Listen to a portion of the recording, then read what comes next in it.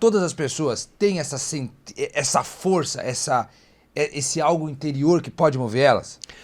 Todo mundo tem. E por que todo mundo não transforma? Porque elas estão perdidas na mente, no pensamento.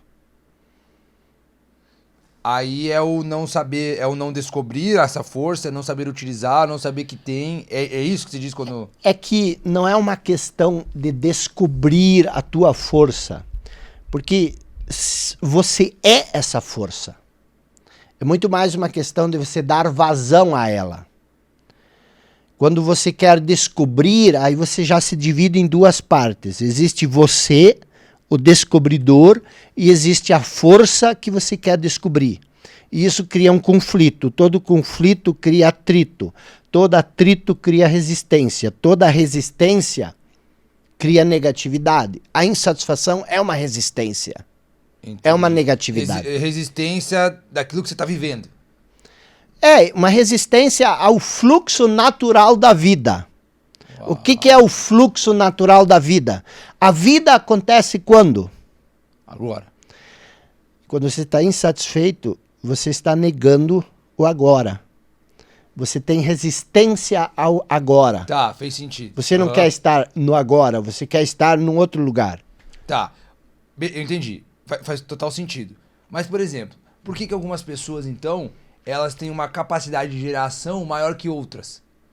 Porque essa força dentro da gente, ela é em quantidades diferentes em cada pessoa? Preste bem atenção.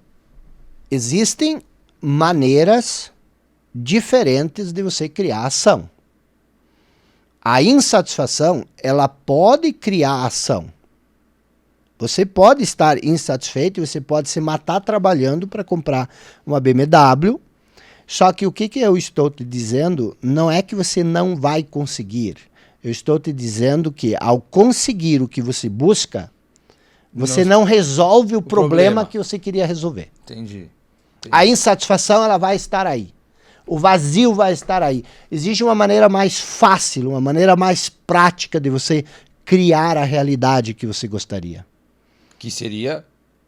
A ação desperta, que é você sair do controle, é você deixar essa energia vital que existe dentro de nós fluir por si só. E aí tu vai passar por todo esse processo de forja que nós falamos.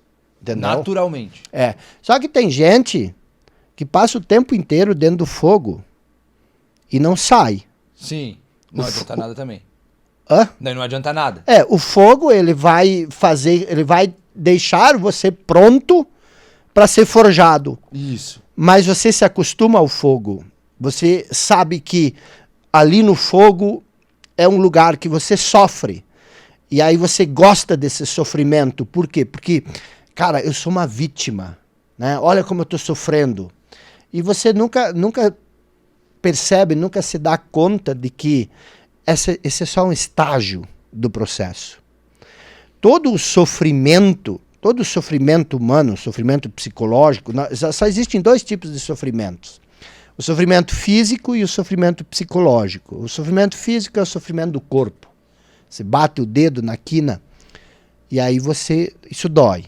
Tá. Mas esse não é o problema. O problema é o sofrimento psicológico. O sofrimento psicológico é uma das forças restritivas mais poderosas que existem. O que é o sofrimento psicológico? É o medo, a ansiedade, a insegurança, o ressentimento, a mágoa, o tédio, o estresse. Tudo isso são forças restritivas. E todas elas estão relacionadas ao tempo, ao passado e ao futuro.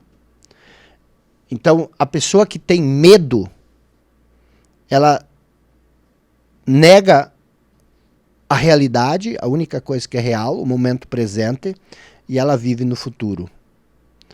Então ela pensa, e se isso acontecer? E se isso não acontecer? Ela vive na mente. Isso não é uma forma de questionar, como você comentou com a gente no início? E ver essas possibilidades de diferentes coisas que podem acontecer?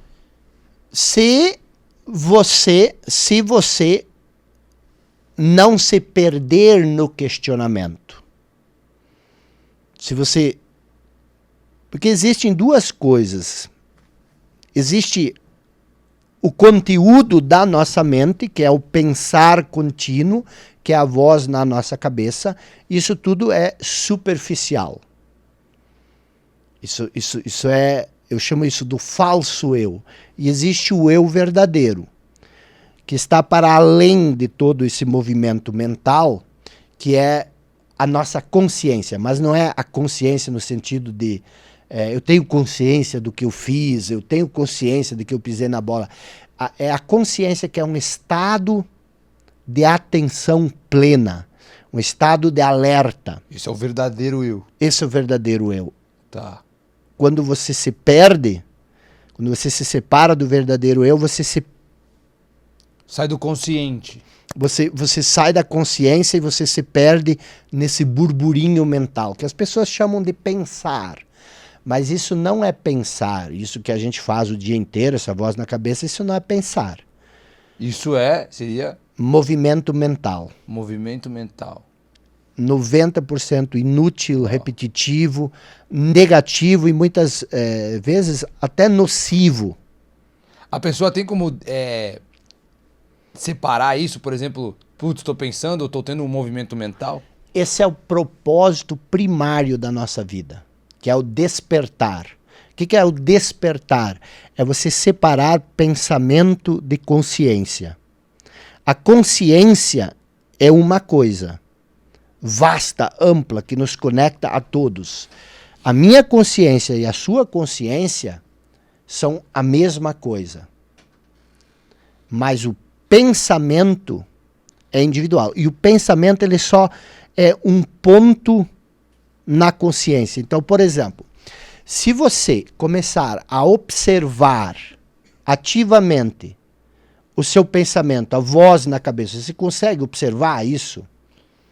Se eu paro pra pensar conscientemente, sim. Tipo, você me falou agora, aí eu comecei a pensar, a observar, aí eu consigo. Essa observação não pode ser um julgamento, não pode ser, eu não devia estar pensando nisso, mas sempre que você... Isso acontece, né? Sempre que você traz a consciência, que é esse estado de atenção, o pensamento se dissipa. O que se dissipa é o pensamento, certo? A voz na cabeça. Sim. Por quê? Então, o ideal para você alcançar um estágio avançado, o ideal é você silenciar a voz na sua cabeça. Dissipar o pensamento por completo.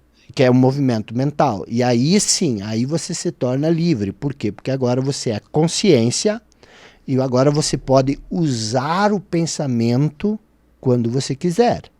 Como se usa a bigorna, como se usa o machado. Ou seja, tornar o processo de pensar algo manual e não automático. Perfeito, é isso aí.